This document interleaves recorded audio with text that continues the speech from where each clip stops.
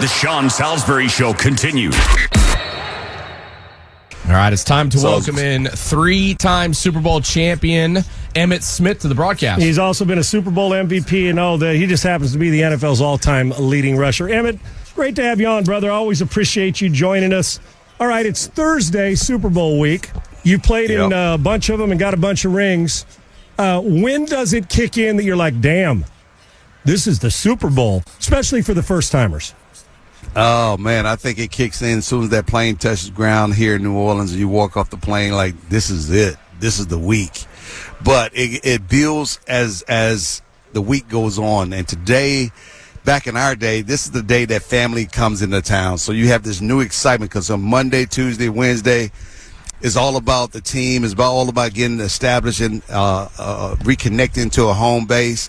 And now, with family coming in town, it's like, okay, we're ready now to start. It's about to get real. Emmitt you played in, like I said, you're an MVP and you played in these big games. You remember your first one, you remember your last one when it comes to these Super Bowls. Is experience overrated, properly rated, or underrated in this game?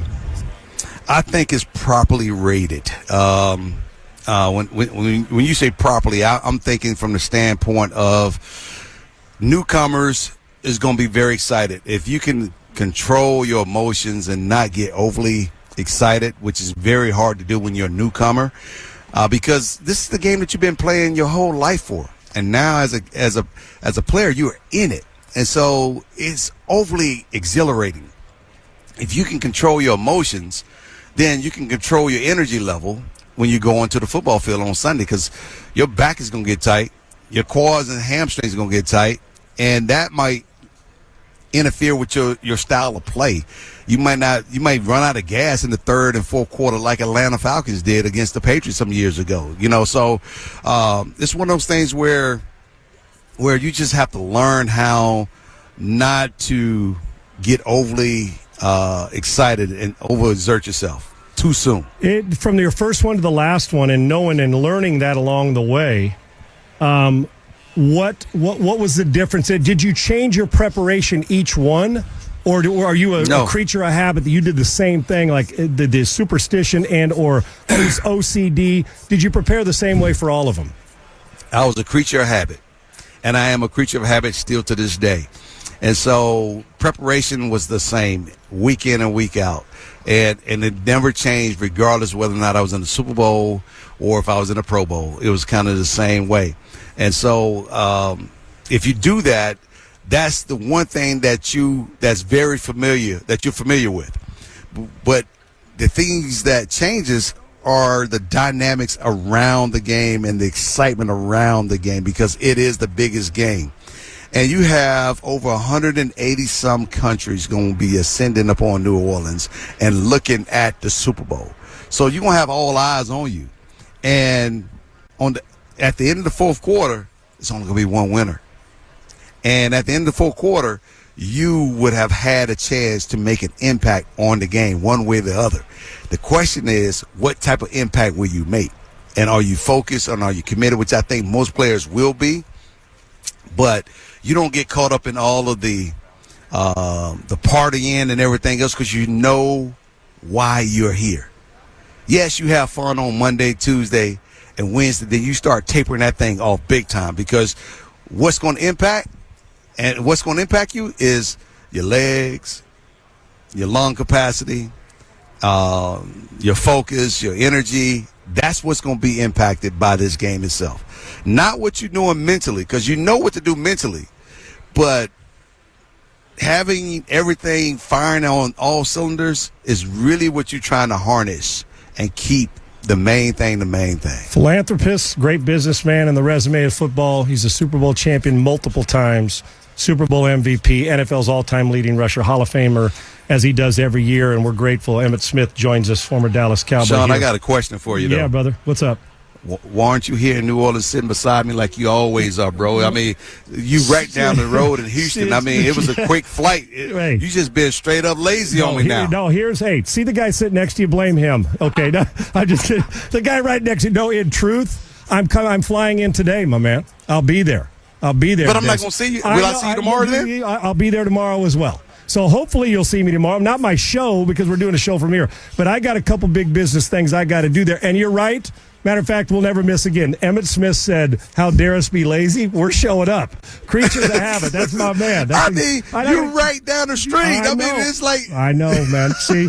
Now the bus just backed right over us, my man. There you go. The great Emmitt Smith, who is awesome for us every single time he joins us here on Sports Talk 790. See, I brought you something and you're not even here to receive it.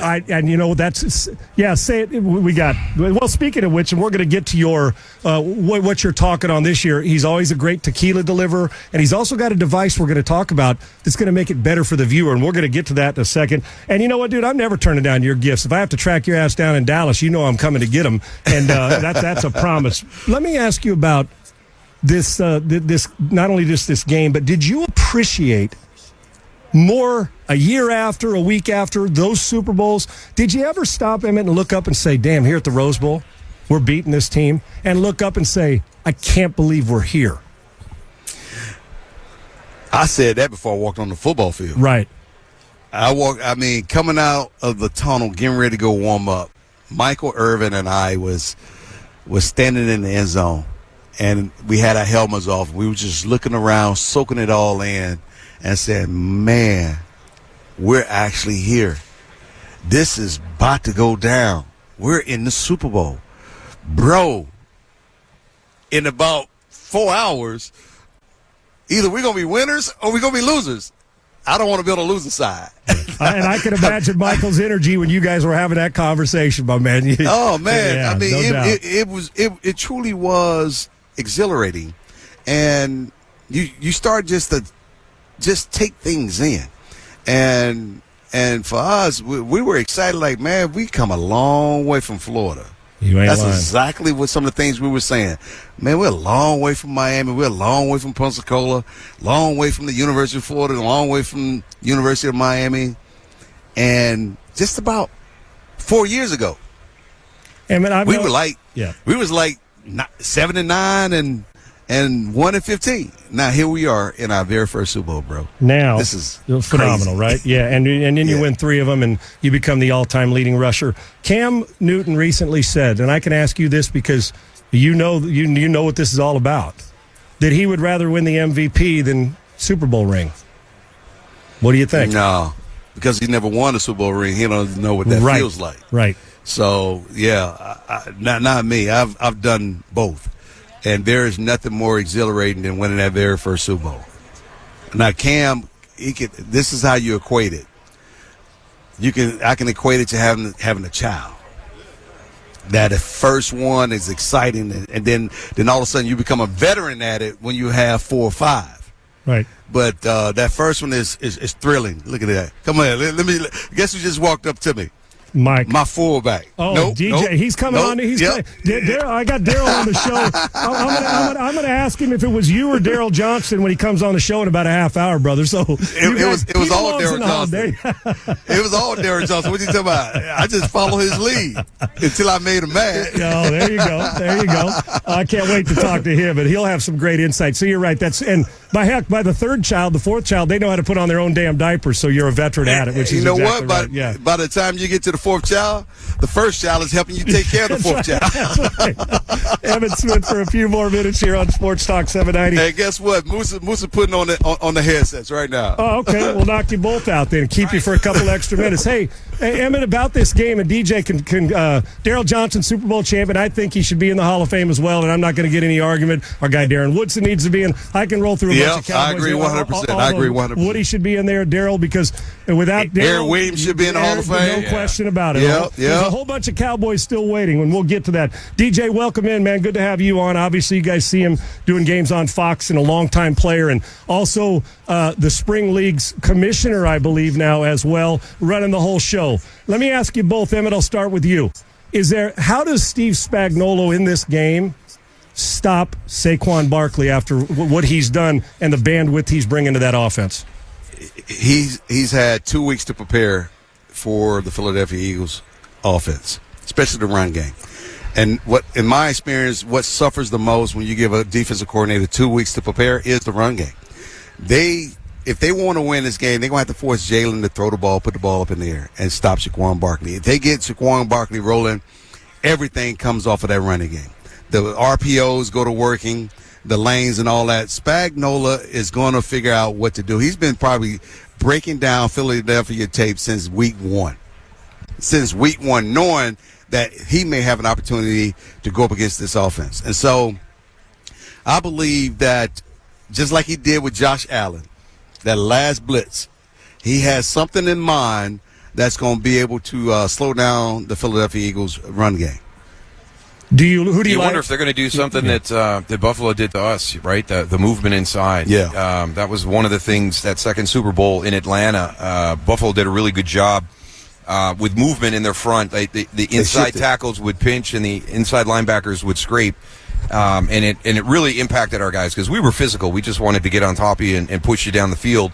And so the thing that gave our offensive line a little bit of trouble was movement right at the snap. So with that big Philadelphia offensive line coming off the ball together, do they start to do a little bit of movement inside to take away some of the angles that Philadelphia creates? And to create the confusion, right, guys? The major confusion on who to block, and sometimes that becomes a problem. And you have to do it on the fly. Right. And so, like Daryl was saying, that on the snap of the ball, that movement, or right before the ball to snap, that movement may throw somebody off and create different angles for the blocking. DJ, before Emmitt goes, and create let somebody come free. Yeah, and there's Philadelphia's obviously relying on the home run, a miss, and get to the second level. DJ, before Emmitt goes, the number one thing we don't know about him on the football field, we saw with our naked eye, but what's the one thing that we don't know that made him great? As a man or as a player? As a player. He's got the unique vision right. that I think is critical for all the great running backs. That ability to be in space, and I can't tell you how many times you watch a clip and he's out in space, and all of a sudden there's a guy tracking him from behind on the right, and he'll stop and let that guy go by, and then come around him. So his awareness in open field was really uncanny. And then the thing that I thought we took the next step is we sat next to each other in the film room, and there would be times when we were going play side, and Emmitt would go backside, and we had a good push. You're going behind Big E and Gogan, and the tight ends and the wide receivers are blocking well, and it's going to be a 6 or 7 yard run, and then all of a sudden Emmitt goes out the back door for 15. There you go. So it's okay. What are you seeing that I'm not seeing? Because I'm only a yard and a half, 2 yards in front of you. And he goes, just read the 3 technique. When the 3 technique is there, if you can see color on that outside shoulder, I'm not staying there. I'm gonna press him, but I'm gonna go back. And if you can come back with me, then we can get out the back door together. So we started working on that. And there were a number of times when we would go, play side, and then both of us would come out the back door, and then that's where the free defender is. So now all of a sudden I've got the opportunity to take the free defender that's dropping down to kind of plug that backside gap, and then we could come out of that 2-on-1 instead of 1-on-1. And great results from it. Emmitt, I know you got to go. Your people, you got a million of these to do. Give me a score on your way out, and I can't thank you enough, and I love you, brother, for joining us. Who you got? The score is going to be Tablo.com. Oh, and tell me about it. TabloTV.com, where you can just put the antenna on your house, have the Tablo, and they're connected to your Wi-Fi, and you can get all your channels on all your TV devices in your house. And it's without a subscription, right? Right, with Tablo? No subscription. You just pay the one-time fee and link it up, and all of your TVs in your house. You can get all your local channels, all your sports channels, and everything else, and never miss a football game, never miss a baseball game or basketball game. I don't have to climb up the telephone pole and switch you cables can anymore. you can get somebody else to do that. And I know all about Tablo because I've seen your television commercials. You're selling it well, brother. We appreciate you, and I love you, man. Congratulations. Thank you. Be good, and I better see you tomorrow, man. I'll be there. I appreciate you. That's Emmitt Smith.